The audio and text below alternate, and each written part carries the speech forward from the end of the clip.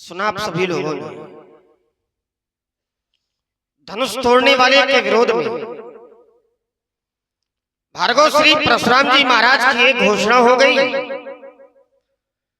जय सेवधनु तोरा साहस भाव समसोरी मोरा। जिसने भी धनुष का खंडन किया है वो महात्मा जी का बैरी है, और साधारण बैरी नहीं है।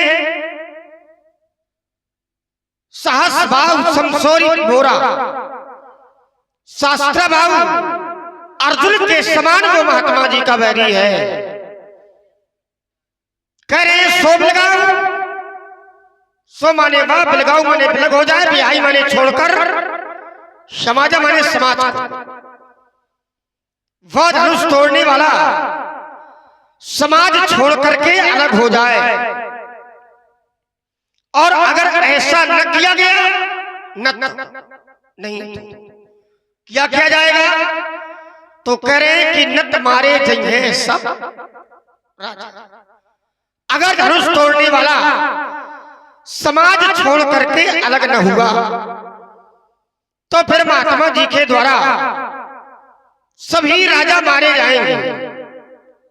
ऐसा निर्णय समाज के मध्य में महात्मा श्री परशुराम जी के द्वारा लिया गया। विचार करने लगा, राजा क्यों मारे जाएंगे? क्या अपराध राजाओं के द्वारा किया गया है? और अगर राजाओं के द्वारा अपराध किया गया है तो क्या सब राजाओं के द्वारा अपराध किया गया है? तो विचार करने लगा, और राजा समाज में दो प्रकार के हैं। एक वो राजा है जो धनुष तोड़ने के लिए गए, लेकिन तोड़ना तो दूर भैया हिला भी नहीं पाए। तोड़ना तो दूर हिला भी नहीं पाए। तमक ताक तक शिव धनु धरही, उठई नकोट भांति बलुक रही। भूप साहस 10 एकई बारा, और लगे उठावन पे करई नटारा। श्रीहद भय हार ही राजा, और बैठे निज निज जाय समाजा। करई न शंभु सरासन कैसे, कामी वचन मनु सत्य जैसे। जैसे कामी पुरुष के वचनों को सुनकर कभी सती नारी का मन नहीं दिखता है, वैसे ही राजाओं के बल से धनुष नहीं हिला। जो दूसरे राजा हैं वो साधु हैं,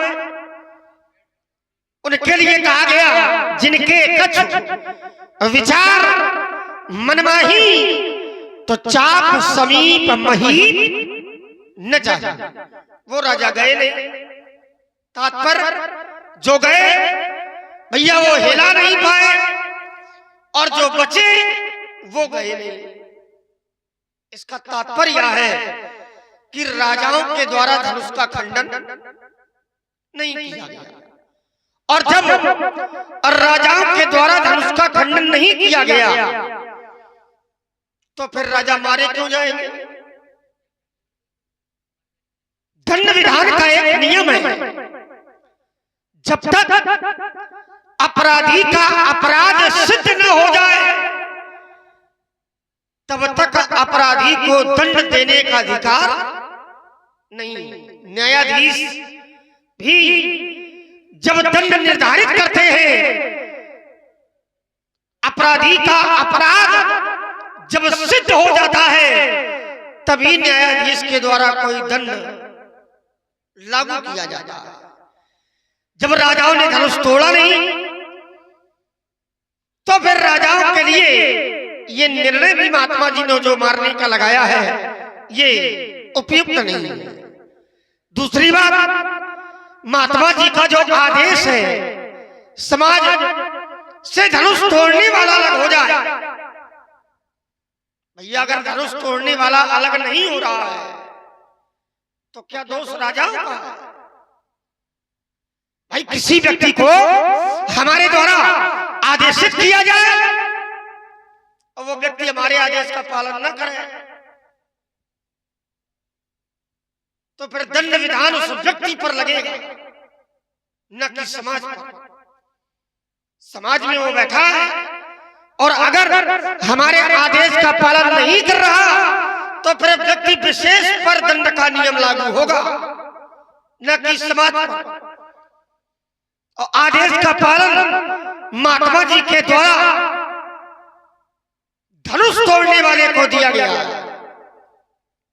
आदेश का एक जो प्रमुख अंग बनाया गया वो धनुष तोड़ने वाले को बनाया गया, ना कि राजाओं को। हाँ, अगर राजाओं के लिए महात्मा जी का आदेश होता कि राजाओं से अलग कर दे, अब फिर महात्मा जी की बात राजा न मानते, तब ये निर्णय लागू होता कि अगर राजाओं ने मेरी बात न मानी तो फिर सभी राजा मारे।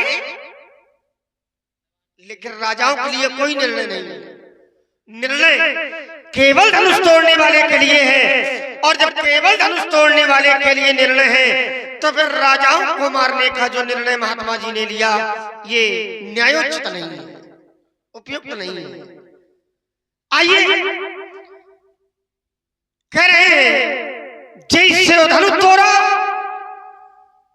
जिसने शंकर जी का धनुष तोड़ा तो विचार करने लगा शंकर जी है भगवान और ये भगवान का आयुध है,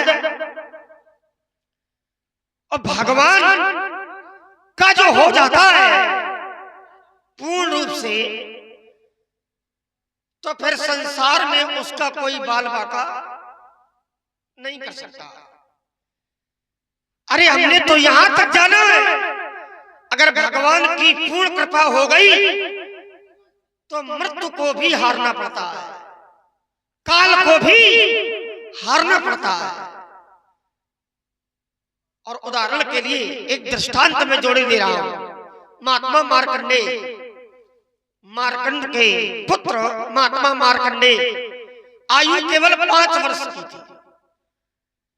5 वर्ष के बाद ये कहा गया था कि बालक संसार से चला जाएगा, अल्पायु। महात्मा मार्कंड ने उपाय किया क्या जाए। भगवान शंकर के चरणों में बालक को समर्पित करने का उपाय बना दिया।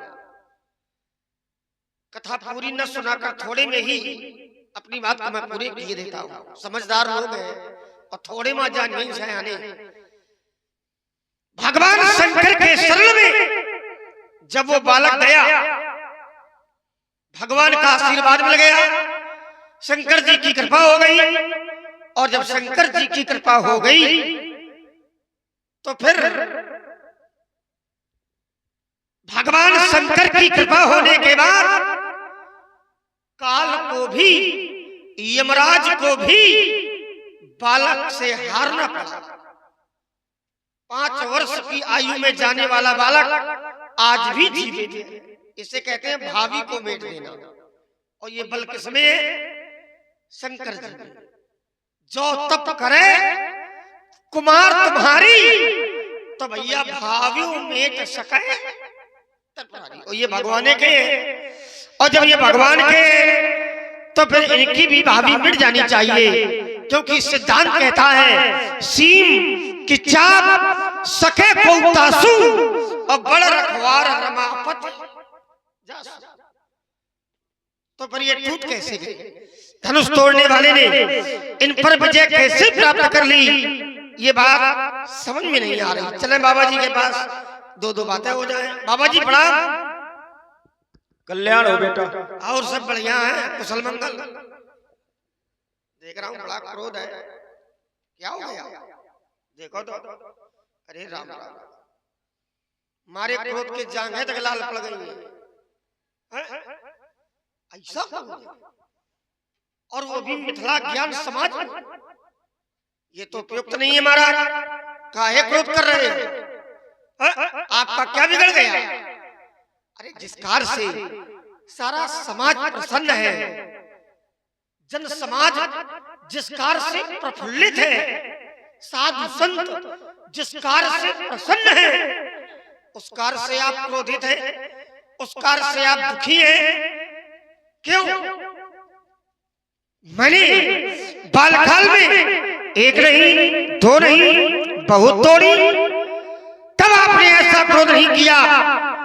बहुधर्म ही तोड़ी लड़काई, तब खवाओ नहा स्त्री स्कीन गोसाई।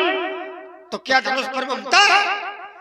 और अगर ममता है तो मैं जानना चाहता हूं यही धनुष पर ममता के हेतु, ममता का हेतु क्या है, ममता का कारण क्या है, ममता का मूल पृष्ठ क्या है, पृष्ठभूमि क्या है। आदरणीय, परमादरणीय, प्रथस्मणी, श्रद्धे, प्रभु श्रद्धे, आचार, वरेण, तपस्वी, तपोनिष्ठ, ब्रह्मनिष्ठ, ब्रह्मचारियों में सर्वसत्ता प्राप्त करने वाले नैष्ठिक नेता बाल ब्रह्मचारी जी महाराज, मैं जानना चाहता हूं यही धनु पर ममता के ही।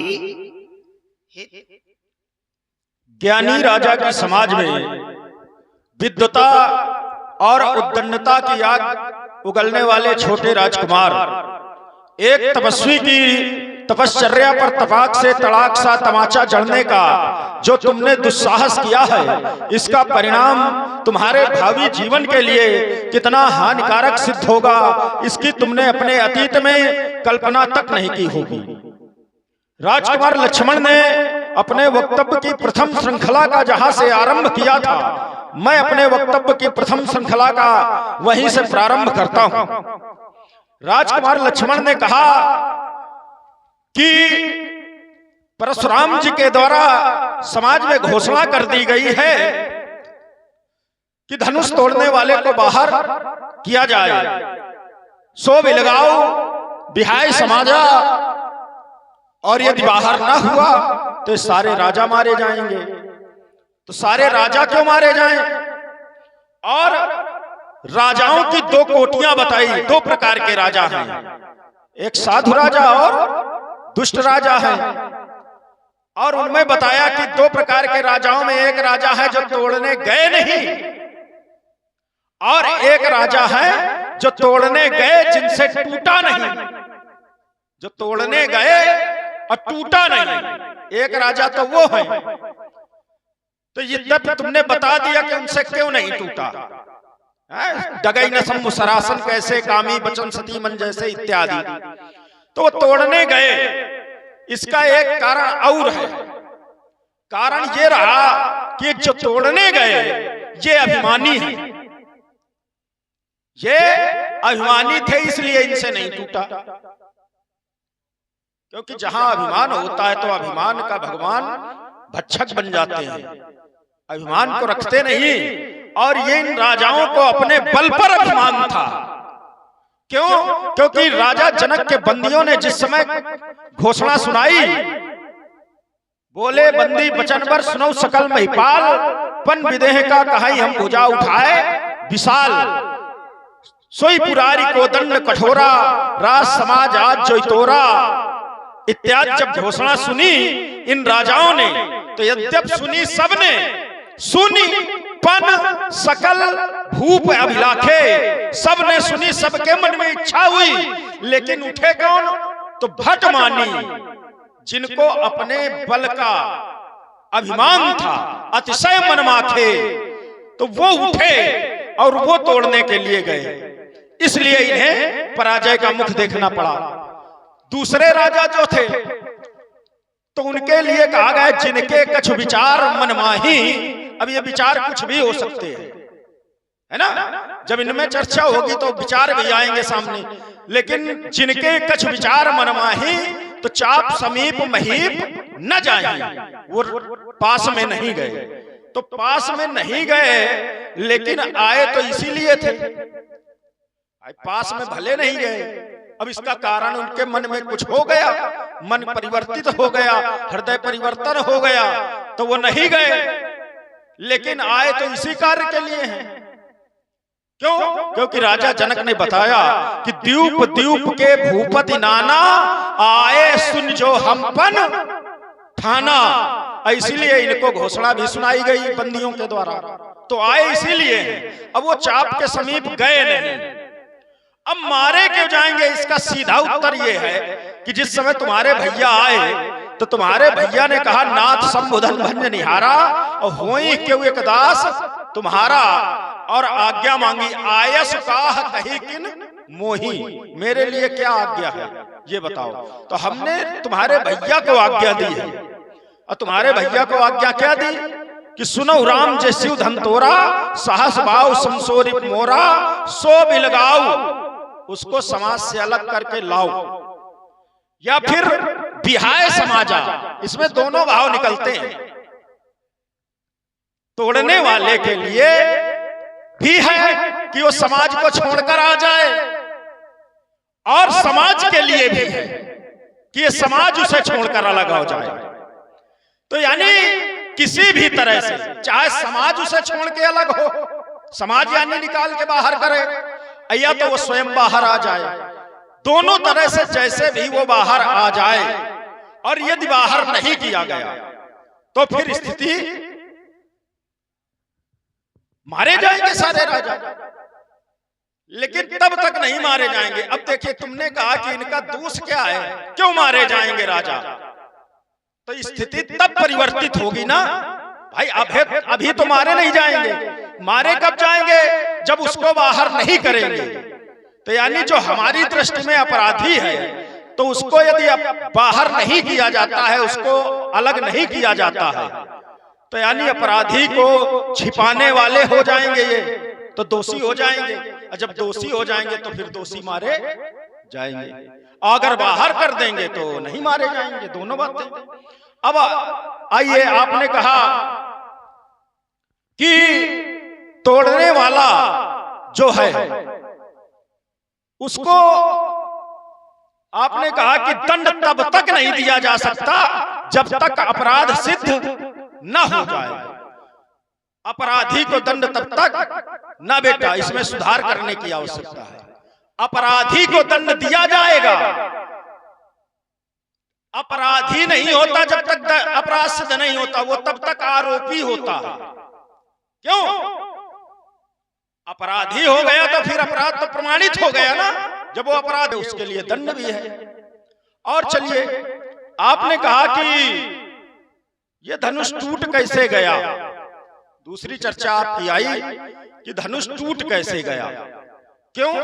क्योंकि आपने कहा कि ये धनुष है किसका, तो ये धनुष है भगवान का। भगवान का जो होता है, तो आपने कहा वो टूटता नहीं है ना बेटा। भगवान का जो होता है वो टूट सकता है। क्यों नहीं टूट सकता भाई? जो प्रकृति में है, जो संसार में है, और संसार के नियमों का जो पालन कर रहा है, जैसे व्यक्ति आया है, वो चाहे जितना भगवान का भक्त हो, क्या जाएगा नहीं? क्या जाएगा ना। अब ये थोड़ा कि भगवान का भक्त है तो जाएगा ही नहीं। तो जो है वो टूट सकता है। अब आपने कहा कि सीम की चाप सकै को उतासू, बड़ रखवार रमापथ जासू। एक आपने इसमें उदाहरण जोड़ा कि मार्कंडेय जी का, कि जिस समय वो भगवान के शरण में चले गए, तो उस समय तो एक ये उदाहरण आप लाए हैं केवल। और दूसरा आपने दिया सती जी का, भावी मेट सके त्रिपुरारी जो है भावी को मेट सकते हैं। तो उसमें उत्तर तुम्हारे द्वारा ही कर दिया गया। इसमें उत्तर हमें देने की आवश्यकता नहीं है, केवल समझना है। समझना ये है कि जैसे तुमने कहा कि भगवान का जो होता है वो टूट नहीं सकता, भगवान का जो होता है तो भावी मेट सके त्रिपुरारी, तो उत्तर इसमें आ गया क्या कि जो तप करे कुमार तुम्हारी, यदि तप करे तो भावी मेट सकते हैं, अन्ना तप करे तो करना पड़ेगा ना। भक्त है, लेकिन जैसे आपने मार्कंडेय का उदाहरण दिया तो उन्होंने किया। मार्कंडेय को ऐसे थोड़ो चिरंजीवी का वरदान मिल गया, मार्कंडेय ने किया। भगवान शंकर की शरण में गए और महामृत्युंजय मंत्र का जाप किया। किया कि नहीं? तो जब किया तो उसका परिणाम उन्हें मिला। और ऐसे तो भगवान के सब है। भगवान का है कौन नहीं? भगवान का कौन नहीं है? भगवान के तो सब हैं, क्योंकि सबको उसने पैदा किया है, तो सब भगवान के हैं। भगवान ने स्वयं कहा सब मम प्रिय, सब मम उपजाए, सब मेरे हैं, सब मुझको प्रिय हैं, सब उसको प्रिय भी हैं। लेकिन जो जैसा करेगा उसको वैसा परिणाम मिलेगा। अब धनुष की बात है कि बचा लेते, तो बेटा धनुष ने ये तो कहा नहीं। धनुष ने अगर कहा होता, पुकार लगाई होती, तो न परमात्मा सुनता, तब ये बात तुम्हारी लगती कि भावी मेट सकते हैं, तो क्यों नहीं मेटी? तो इसलिए नहीं मेटी गई कि धनुष ने पुकार नहीं लगाई। धनुष अगर पुकार लगा देता तो क्या धनुष को तोड़ पाता कोई? धनुष अगर पुकार लगा देता तो धनुष को कोई तोड़ पाता? टूट सकता था समय आने पर, क्योंकि जब जिसका समय आ जाता है तो वो चला जाता है। तो इसलिए समय आने पर हो सकता है, लेकिन बीच में अगर कोई उस पर अपराध करेगा, तोड़ेगा, तो फिर वो अपराधी होगा। इसलिए जिसने भी धनुष को तोड़ा है वो हमारी दृष्टि में अपराधी है। आपने कहा जिस कार्य से सब लोग प्रसन्न हो, तो कार्य अच्छा है, तो बिल्कुल अच्छा है, सब लोग प्रसन्न हो। तो देखो जिसको जैसा चाहिए जब उसके मन का हो जाता है तो सब प्रसन्न होते हैं। और उसमें कारण धनुष नहीं है। धनुष के टूटने से सब प्रसन्न नहीं है। धनुष के टूटने पर इनको जो चाहिए उसकी प्राप्ति हो गई है। क्यों? धनुष के टूटने पर हमें जो चाहिए वो मिल गया है, इसलिए प्रसन्न है। अगर धनुष के टूटने पर वो न मिलता तो क्या ये प्रसन्न होते? तो धनुष के टूटने पर प्रसन्न नहीं है। टूटने के बाद परिणाम जो प्राप्त हुआ है, क्योंकि उस परिणाम की इनको आशा पहले थी, ये चाहते थे कि ऐसा हो, तो इसलिए वो हो गया, तो इसलिए प्रसन्न है। और जहां बात रही सबकी कि समाज प्रसन्न हो, तो देखो समाज तो एक जगह और है, वो भी प्रसन्न है। तो किसी के कार्य से कोई प्रसन्न हो तो ये कार्य सही है कि गलत है, ये प्रसन्नता के आधार पर निर्णय नहीं लिया जा सकता। जैसे रावण है तो उसके कार्य से भी प्रसन्न है, उसके लोग प्रसन्न हैं। क्यों? जेहि जस बाट, जेहि जस जोग बाट ग्रह दीन है, तो सुखी सकल रचनीचर, सुखी किया उसने। तो इसलिए ये आवश्यक नहीं है कि कार्य से प्रसन्न है, इनको जैसा चाहिए वैसा मिल गया। और चलिए, आपने कहा कि बहुधनु ही तोरी लड़काई, कबहु नासरिस कीन गोसाई। हमने लड़काई में बहुत सी धनु यहाँ तोड़ी। तो देखो बेटा, वो तुम्हारी अवस्था जो थी वो तुम ही कह रहे हो कि लड़काई की थी। और लड़काई अवस्था में बालक जब होता है तो छोटा होता है, और लड़काई अवस्था का बालक बहुत से ऐसे कार्य करता है कि जिनको देख करके कोई क्रोध नहीं करता, उसको दोष नहीं देता, और माता पिता जो होते हैं प्रसन्न भी होते हैं। अच्छा, जैसे एक उदाहरण दे रहा हूं, लड़काई अवस्था का बालक जब छोटा होता है तो अपने कपड़े उतार देता है, मिट्टी में लौट जाता है, और मार्ग से अगर कोई जा रहा हो तो कहो मिट्टी उठावे उसके ऊपर डाल दे।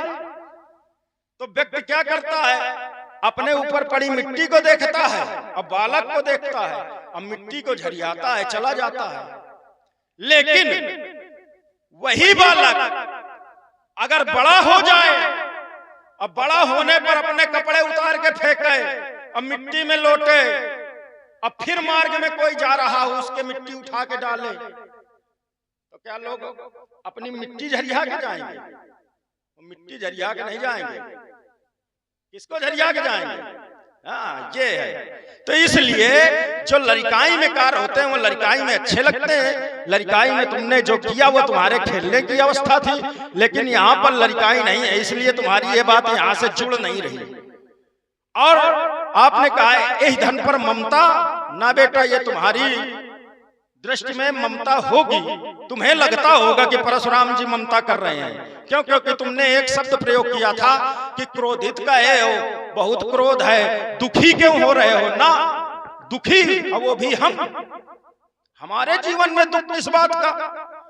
भाई दुख होता कहां से है? तो कहा गया दुख और सुख उसको प्राप्त होते हैं जो राग और द्वेष से संबंधित होता है, उसको दुख और सुख की प्राप्ति होती है। क्यों? क्योंकि योग दर्शन में बताया गया कि सुखानुसई रागा और दुखानुसई द्वेषा। जिसको द्वेष है वो दुखी होगा। तो हमारा यहाँ पर राग और दोष नहीं है, बल्कि हमारा यहाँ अनुराग है। और अनुराग जो है वो हमारा इसको परमात्मा का स्वरूप मान के है। क्यों? क्योंकि ये भगवान शंकर के हाथों की शोभा रहे, इसलिए हम शिव समान इन्हें मानकर पूजते रहे और भगवान शंकर की तरह ही हमारे हृदय में इनके प्रति भक्ति है, आस्था है। इसलिए इनके प्रति हमें ममता नहीं बल्कि श्रद्धा है। इसलिए हमारा कहना है रे न बालक काल बस बोलत तो इन सवार धनु ही सम त्रिपुरारी धन विदित सकल संसार। आइए महाराज, बढ़िया